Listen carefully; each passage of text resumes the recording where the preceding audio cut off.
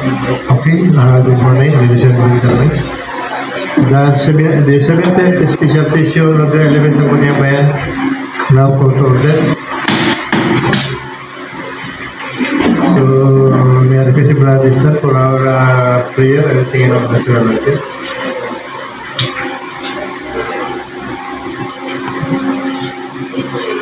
Manalangin tayo. Panginoong Diyos, itinataas namin ang iyong pangalan. Pinupunihan at inisasalamatan namin sa lahat ng iyong mga ginawa at pagpapala.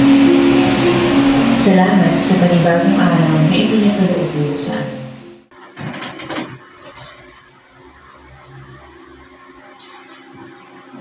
Mga kababayan, ang pambansang awit ng Pilipinas.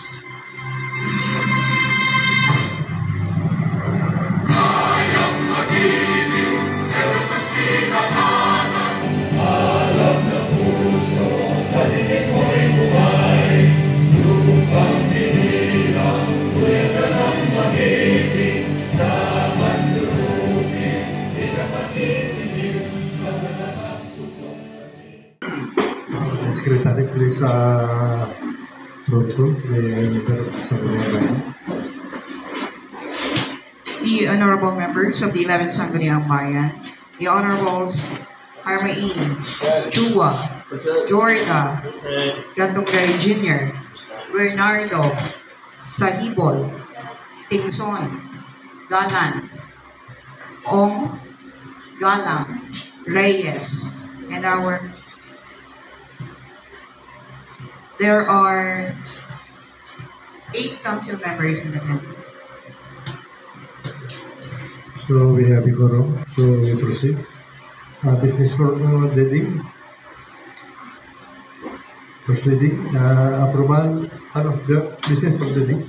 Approval of the supplemental budget number 2 for FY 2024 amounting to 21,962,109 pesos and 90 centavos. Bayan sa side. Yes,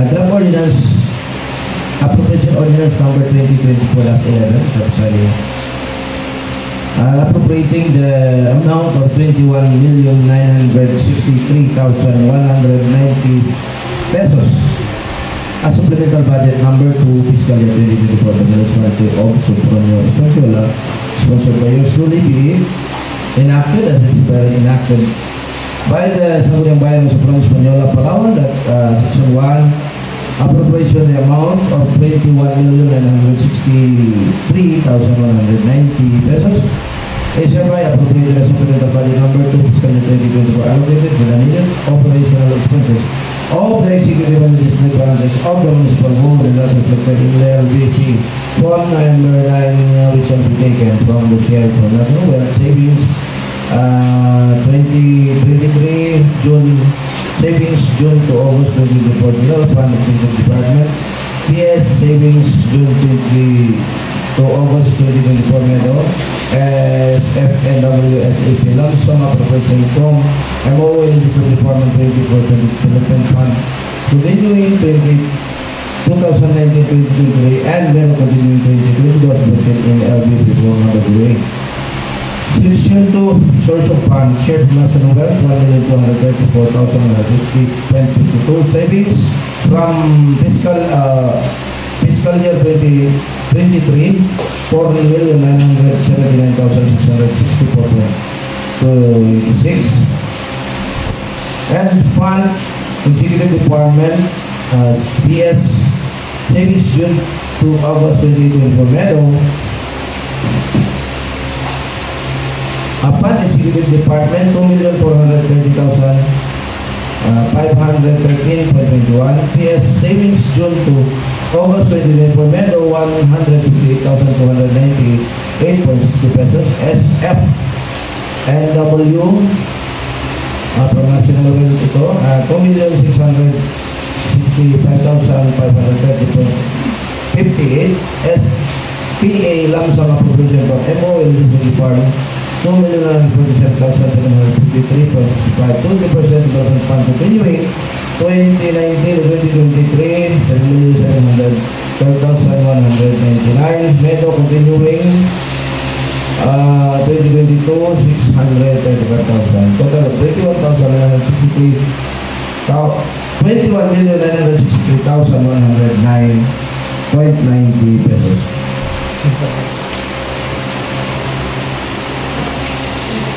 Section 3, use of funds, allocate funds shall be expected and here reflected. Statement of supplemental appropriation. Ayan po, mayroon naman tayong kopya rito. And then, Section 4 for copy furnishing, let copy of this ordinance be furnished to the municipal accountant, municipal audit officer, municipal mayor, and all of the municipalities of Palawan for information and reference, and the Sangguniang Palawan for appropriate review. Section 5 of this ordinance shall take effect immediately after its approval and compliance with the posting regarding civility in Republic Act 7160 West, known as the Government Code of 1991. So enacted August 15, 2024.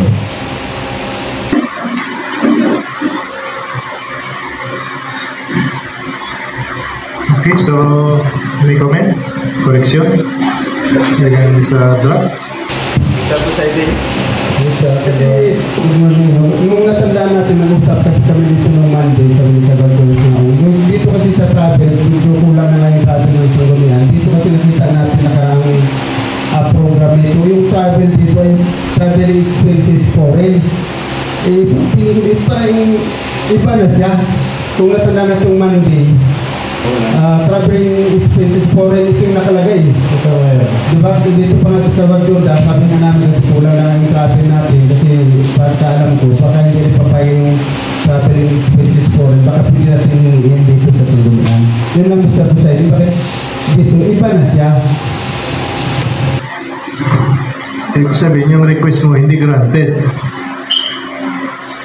Kasi wala eh.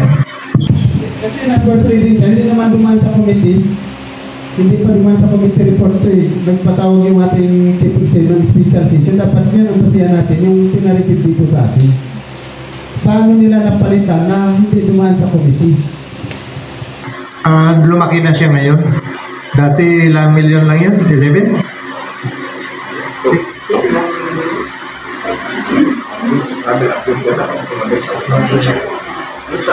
Travel abroad, guys, parang 200,000 na. Oh, 200,000 yun.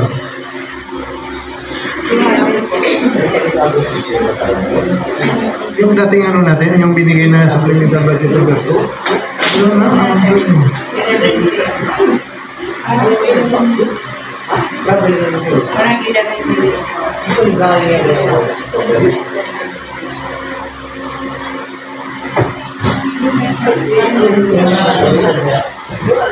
meron dyan, paki-plus nga ninyo.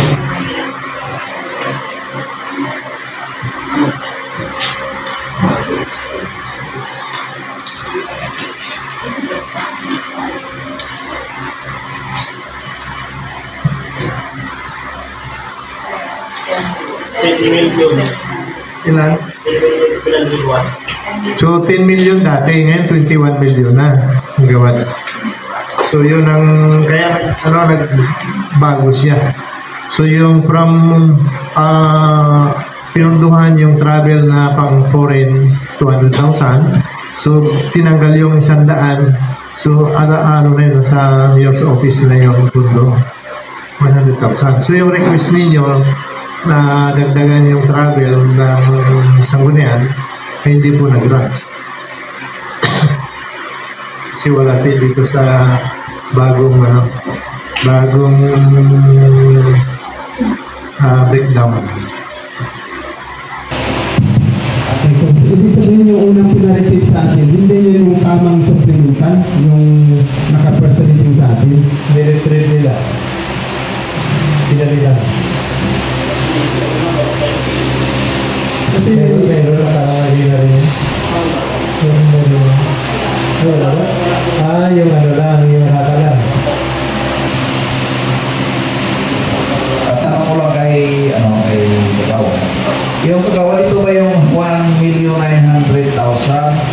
ito ba yung electrification para doon sa Farmers Federation? Saan dito kasi electrification ha? Gastos na. Bayan sa kliyente. Kung bayan na. Hindi kasi noon napakaraan ako nakausap ng Gregor Gallego. Kasi doon ngayon pag-meeting nila kasama si Mayor, may request daw sila para doon sa electrification, di ba, Vice? Ako lang kasi yung budget doon. Kailangan talaga yung para malagyan ng kuryente yung ating pagbilingan doon ng federation. Kasi nga walang kuryente pa ngayon hanggang ngayon. So naghingi daw sila ng kay Mayor, si Kapitan ng Punang pa nga daw yung doon nag-open. Ay parang naikwento niya sa akin, parang napunduhan nyo ng 1,900,000. Akala ko nga ito na. So hindi pala ito kagawan. O para maisabi ko rin sa kanila na hindi pala napunduhan. Tawag ito, kiniklear ko lang kung yun o hindi. Para siyempre ang tanong sa akin, meron yan ang sagot. Yan po, maraming salamat. Lord Darmain, anong say mo ba? Electricity expenses. Ibig sabihin, bayarin ito. Babayaran natin yung ating mga nakonsumong mga Bill. magkaintindi ko, ganun po. Tama yan, expenses eh. Expenses. Pero kung yung electricity na sinasabi niya, parang construction yun. Tama po ba? Construction ng electricity. Nasa 20% supposed to be dapat yun, di ba? Maraming ilagay doon electrification for para sa federation. Federation Electric. Dapat ang ganun. So wala. So kagawad, siguro yun na. Nawal din na punduhan yun. Kaya nililiwanag ko lang para kung magtanong sila sa akin, hindi ako sabi na tama. Nakita ko kasi dito nung nakaraan, akala ko ito na, kaya sabi ko parang napunduhan at gawa. So, nililiwanag ko lang ngayon para pag magtanong ulit sa akin, may sagot ako na tama, hindi yung mali-mali pa. Okay, maraming salamat po. Okay, so meron pa? So kung wala na, sino what?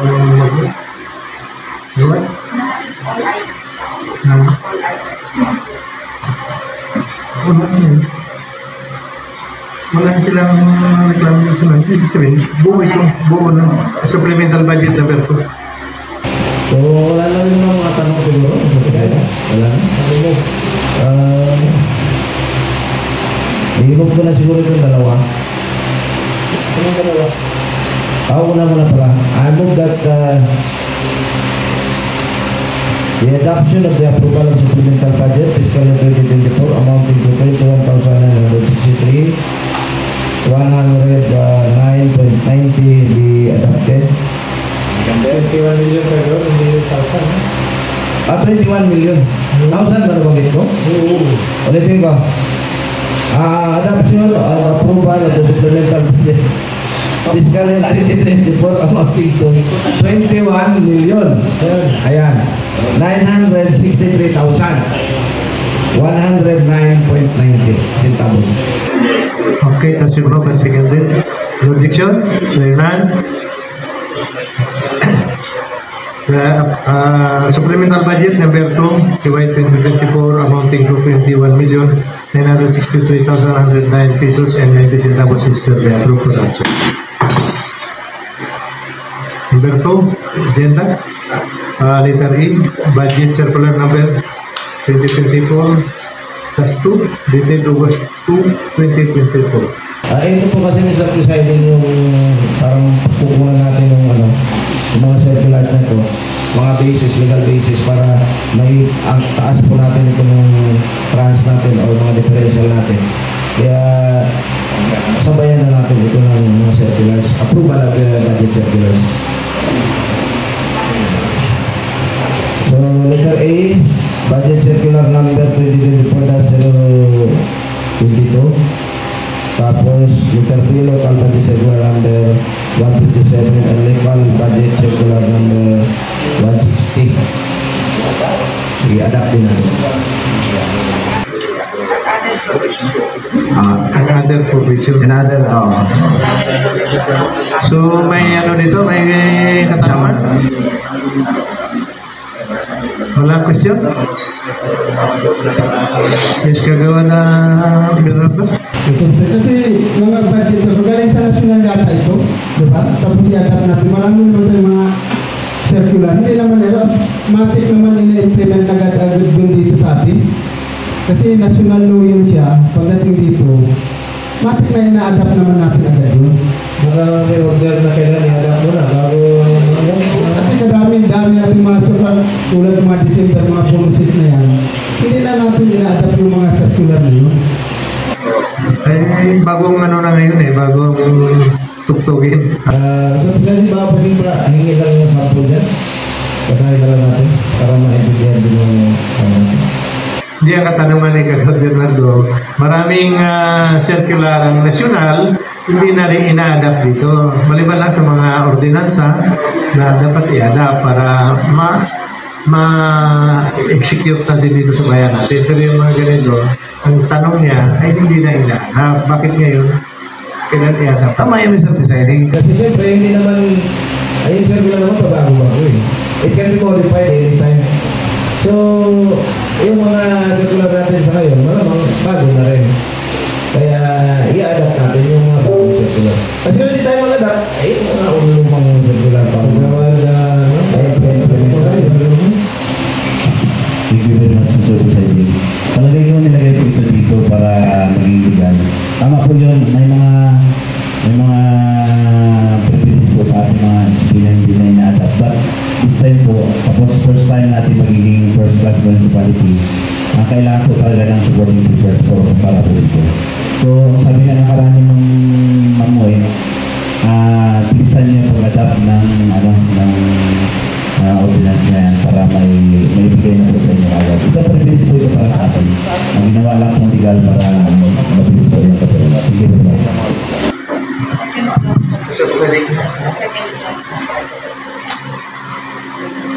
Ang budget natin, second tranche pa rin. Ano na ba tayo? Third tranche ba? Dapat? First class.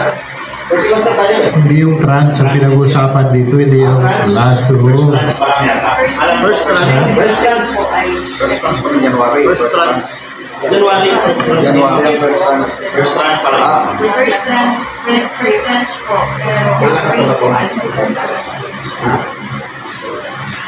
Siguro, Miss Kagotso, Doon po sa ano natin, kailangan po talaga daw i-adapt natin. Kasi hindi daw yung munisipyo hindi nadala doon sa pag-ano ng race. Kaya nag-kwituhan kami ng mga DLG.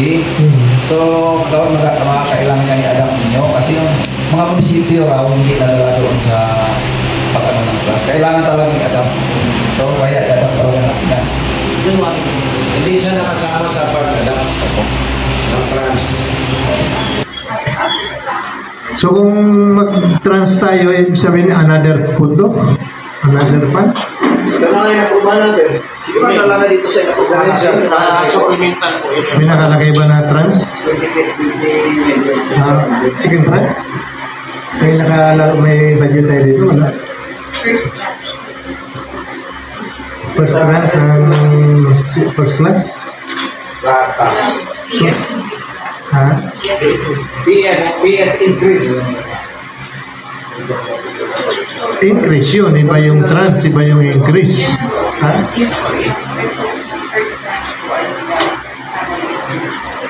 Pero may mga trans pa yan. Ang trans kasi at saka increase sa presiding, ano sa pares lang yan. Ang tama yun. Increase at saka trans. Yun na rin yun eh. Okay, yun na siya. Yun pala eh. So, mayroon pa? Wala na? Okay? Nagawad? Pwede mo? I move that the adoption of the following budget circulars, letter A, budget circular number 22, report of 022, letter B, local budget circular number 157, and letter C, local budget circular number 160, all of those from A to C be adopted. Okay, tas moved and seconded. Objection? Hearing none. Adoption of the adoption of the following letter A, B, and C is approved for adoption. May merindata ba tayo? Wala? Yeah. So, serve na siguro. Adjournment? Inuman for adjournment? Yes. I want to adjourn our special session. It has been moved and seconded. No objection? Hearing none. Our special purpose by